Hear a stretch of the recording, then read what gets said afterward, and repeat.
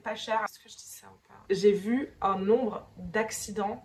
Au niveau du décalage, la mafia à Bali. Hola, j'espère que vous allez bien. Alors aujourd'hui, j'ai décidé de vous faire une vidéo un peu bilan récapitulatif de mes 9 mois à Bali. Donc si jamais tu ne sais pas, en fait, j'ai passé 9 mois donc de fin septembre à début juillet à Bali en tant que digital nomade, entrepreneuse en ligne. T'appelles ça comme tu veux, mais en fait, je travaille de mon ordinateur. Et je sais que c'est quelque chose qui fait rêver beaucoup de personnes et du coup, j'avais envie de partager mon point de vue.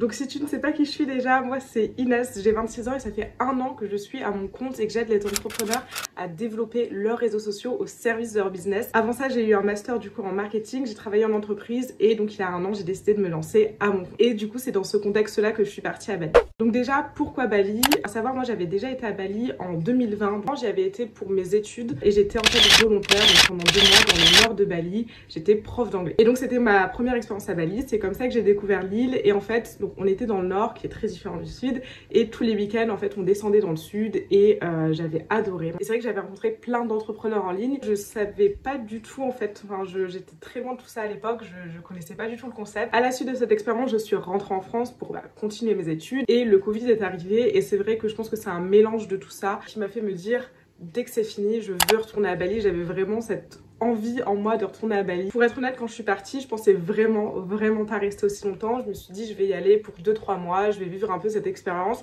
et après je vais rentrer en France où je vais continuer à voyager. Ça s'est pas du tout passé comme ça, j'ai fini par y rester presque 9 mois du coup. Et je pense que 9 mois c'est assez de temps pour voir justement les bons côtés comme les côtés un peu moins. Je suis partie le 26 septembre. Bon alors à l'époque du coup direction de Jakarta parce que j'ai dû faire une quarantaine de 7 jours avant de pouvoir enfin aller à Bali. Du coup je tiens à préciser que c'était un peu pendant le Covid parce que je pense que ça a beaucoup impacté mon expérience. Du moment où je suis arrivée jusqu'à environ mars-avril, c'était fermé aux touristes. Donc c'était vraiment un contexte hyper particulier que moi j'ai adoré en tout cas. Il y avait très peu de personnes, très peu d'expats sur l'île et toutes les personnes qui étaient là, c'était des entrepreneurs en ligne, c'était des jeunes. Enfin vraiment il y avait une ambiance que tu peux retrouver nulle part ailleurs. Et je pense qu'on ne pourra plus jamais retrouver à Bali parce que c'était vraiment encore une fois un contexte assez particulier. Et les personnes qui étaient présentes, c'était voilà, des gens qui faisaient de la crypto, qui faisaient du e-commerce, qui avaient des agences de social media. Donc franchement c'était ultra cool. Et vraiment j'ai eu 2 expériences différentes entre le moment où c'était un peu Covid, un peu fermé, il n'y avait pas trop de monde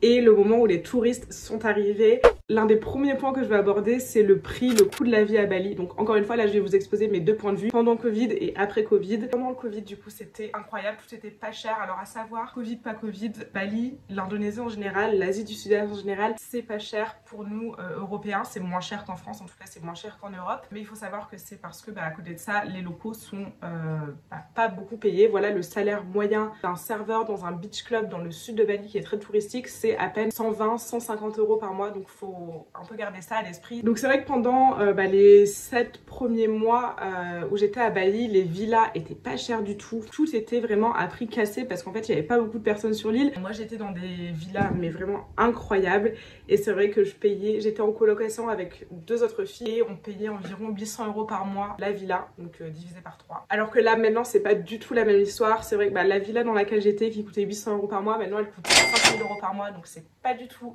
la même ambiance. Donc voilà, le coût de la vie en termes de restaurants, de nourriture, de café, etc. est beaucoup moindre qu'en France, ça c'est sûr. Après ça reste quand même un peu élevé si tu vas aller manger dans des beach clubs, etc. Après il y a toujours des moyens de faire des économies, j'ai envie de dire, de payer un peu moins cher. Au niveau du logement, tu peux déjà te mettre en coloc. D'ailleurs je te conseille de te mettre en coloc d'un point de vue sécurité. Il y a ce qu'on appelle des guest house, donc en fait tu as en général ta chambre, ta salle de bain et tout ce qui est cuisine, piscine, jardin, etc. c'est partagé. Donc en fait t'as un peu ta petite maisonnette dans un grand espace commun et ça c'est plutôt. Au niveau des logements aussi, comment j'ai trouvé mon logement, c'était un peu une galère parce que c'est pas du tout pareil qu'en France. En fait c'est pas du tout le même système. Mais ce qui m'a beaucoup aidé, c'est vraiment les groupes Facebook. C'est là où tout se passe, les groupes Facebook et Facebook Marketplace. Je pense qu'on n'a pas trop l'habitude de faire ça en France quand on cherche un logement, mais à Bali, en Indonésie, c'est vraiment là où tout se passe. Après, tu as évidemment les plateformes comme Airbnb, Agoda, Booking, etc. Mais ça reste quand même beaucoup plus cher et c'est plus, voilà, si tu viens là en vacances. Ensuite, je veux parler un peu du style de vie, du mode de vie à Bali. Le fait de venir seule aussi, donc moi pour info, je suis arrivée à Bali seule. Je ne connaissais personne. Donc c'était un peu un challenge, j'avais un peu peur. Je suis assez sociale mais j'ai du mal quand même à aller vers les gens. Mais voilà, franchement si vous voyagez seul, Bali c'est je pense l'un des meilleurs endroits au monde pour y aller parce qu'en fait il y a énormément de personnes qui voyagent là-bas seules et du coup tout le monde est assez enclin à rencontrer de nouvelles personnes. C'est pas... Alors certes il y a des groupes qui se forment, c'est normal, mais tout le monde est assez open à l'idée voilà, de rencontrer de nouvelles personnes, etc. J'ai pu me faire plein d'amis, j'ai pu rencontrer plein de personnes et franchement ça c'est ultra cool. En France c'est beaucoup plus compliqué je pense de rencontrer des gens, de se faire des groupes de potes, etc. Déjà la première semaine où je suis arrivée, j'allais toujours dans le même café et j'ai rencontré quelques personnes comme ça, en plus des Français. Du coup j'ai rencontré plusieurs Français qui m'ont présenté à d'autres Français, etc. Important à savoir si vous êtes Français et que vous allez à Bali. Et il y a toute une communauté de Français à Bali. Je pense que toutes les 2 semaines ou tous les mois, quelque chose comme ça, on se faisait un repas entre entrepreneurs français. Donc c'est hyper cool, tu peux rencontrer vraiment plein de personnes. Et outre les cafés, si tu aimes sortir. Donc c'est vrai que forcément ça m'a aussi aidé à rencontrer plein d'autres personnes. C'est vrai que je voulais pas forcément rester que avec des Français parce que je trouve que c'est aussi tout l'intérêt de voyager, c'est de rencontrer d'autres personnes. En soirée, en vrai, c'est peut-être bête à dire, mais c'est un très bon moyen de rencontrer des gens. Pour être honnête, j'ai pas fait énormément de destinations de digital nomades, etc. J'ai pas été par exemple au Mexique, je sais qu'il y a une grande communauté d'entrepreneurs en ligne là-bas aussi. J'ai fait que Bali, mais franchement pour avoir discuté avec plein de personnes, beaucoup me disent que Bali c'est vraiment l'un de leurs endroits préférés en fait pour rencontrer des gens. Tu peux aussi, voilà, si tu vois ça d'un point de vue un peu plus business, tu peux aussi vraiment te construire un réseau mais incroyable parce qu'encore une fois, il y a énormément d'entrepreneurs qui vivent là. Alors en parlant de travail, parce que du coup j'étais là-bas et je travaillais donc en ligne pour la France. Au niveau du décalage horaire, c'est une question qui est beaucoup revenue. Moi ça me posait personnellement aucun souci en fait le matin à Bali, donc la nuit en France, je travaillais un peu pour moi, pour mon business, voilà, je faisais mes petites tâches. Et l'après-midi à Bali, donc le matin en France, c'est là où je faisais tous mes appels, tous mes rendez-vous, etc. Donc tu peux franchement, selon ce que tu fais, tu peux t'adapter assez facilement. Après oui, il y a quelques fois où j'avais des appels à 22, 23 heures. Ça m'est pas arrivé tant que ça, donc ça va. Ensuite, en termes d'ambiance de travail, motivation, etc. Ça, je pense que ça dépend vraiment de toi, de ta personne, de ton entourage, etc. Moi, c'est vrai que j'ai été à Bali, je pensais vraiment développer mon business, je pensais vraiment travailler de ouf, être ultra motivée. Ça s'est pas du tout passé comme ça. Franchement, je me suis un peu laissée emporter par la vie à Bali. C'est pas du tout quelque chose de négatif. Moi, je suis contente d'avoir vécu mon expérience comme ça. Je l'ai vécu à ma façon et j'ai kiffé ça, mais c'est vrai que d'un point de vue travail, des fois, j'étais un peu frustrée parce que je me disais que je ne travaillais pas assez, je développais pas mon business aussi vite que je l'espérais, etc.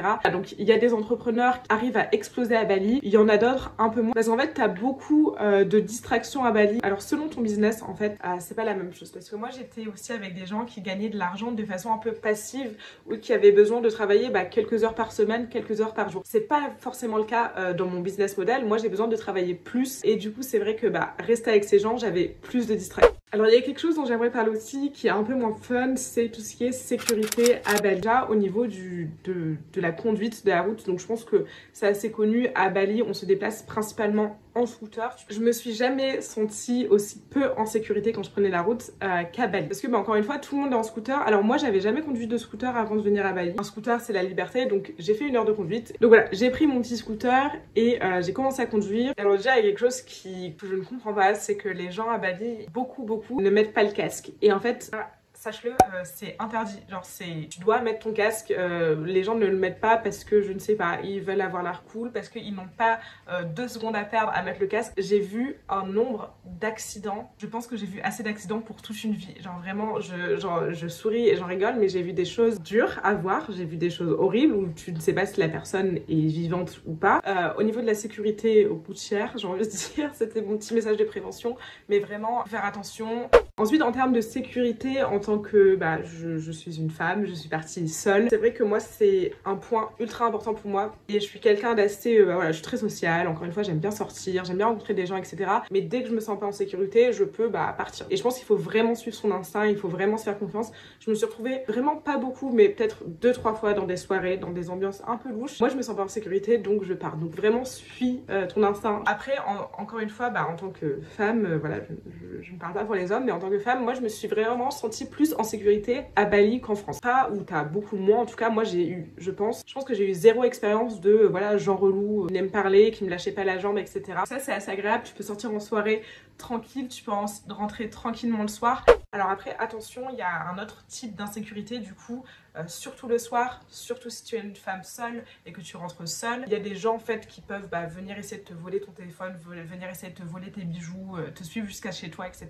Ça m'est arrivé du coup 2 fois. Donc une fois, c'était au tout début, j'étais un peu encore sur un nuage. On m'avait prévenu, mais j'avais pas forcément écouté. J'avais laissé mon téléphone en fait dans la petite poche du scooter quand je conduisais. En fait, on me l'a juste... on m'a pris mon téléphone. Voilà, on m'a arraché mon téléphone. Ça s'est fait de manière assez douce, mais c'est vrai que des fois ça peut être assez violent, les personnes peuvent te pousser, ça faut faire attention. Et aussi une deuxième fois ça m'est arrivé, donc là c'était plutôt vers la fin. En fait je rentrais de soirée seule. J'avais bien évidemment maintenant mis mon téléphone sous le siège, mais c'est vrai que j'ai des bijoux donc apparents, donc j'ai ces 3 colliers que j'enlève jamais et qui se voient, ils peuvent attirer l'œil. Et en fait je me suis fait suivre jusqu'à chez moi. Il faut en fait être au courant, donc c'est à dire que moi je les avais vus, donc j'ai pu m'arrêter, les esquiver, etc. Mais voilà, faut être au courant que, alors ça peut arriver à des hommes évidemment, ça peut arriver à des couples, mais voilà, surtout si tu es une femme seule, je pense que ça peut être une proie un peu plus facile. Donc toujours mettre ses affaires sous le siège de son scooter, téléphone, etc. Si tu veux mettre ton GPS, tu mets tes écouteurs et essayer au maximum de ne pas avoir de bijoux ou de signes de richesse entre guillemets apparents qui peuvent un peu attirer l'œil. Donc voilà, l'insécurité c'est plus dans ce sens-là, c'est plus dans le sens vol à l'arraché, etc. Alors on m'a demandé la nightlife à Bali, comment c'était. Alors c'est très particulier, je sais pas si c'est parce que... Alors en France je sors pas tant que ça. Et là c'est vrai qu'à Bali moi je suis beaucoup sortie, encore une fois j'ai vécu mon Bali et vraiment j'ai... donc la vie nocturne à Bali c'est très cool, c'est vraiment... il y a de tout. Alors il y a beaucoup de soirées techno, si vous aimez ça vous allez kiffer. Moi c'est vrai que c'est pas du tout mon délire. Je m'y suis un peu faite parce que je devais m'y faire. Mais voilà, il y a donc vraiment chaque soir il y a une soirée. Après il y a vraiment un point négatif moi que j'ai vu qui m'a un peu choquée parce que c'est pas du tout un milieu auquel j'ai été confrontée par le passé. Le milieu de la drogue et le milieu de tout ce qui est un peu la mafia, etc. C'est assez énorme à Bali. Voilà, j'en restais très loin. Je savais que ça existait, je savais qu'il fallait pas se mêler des embrouilles, mais... Donc voilà, c'est à peu près tout pour cette vidéo. Je pense que j'ai touché un peu tous les points que je voulais aborder. Si jamais tu as une question à propos de la vie à Bali, de mon expérience ou autre, n'hésite pas dans les commentaires à me poser la question et j'y répondrai avec un grand plaisir. J'espère que ça t'a plu et je te dis du coup à la semaine prochaine pour une nouvelle vidéo.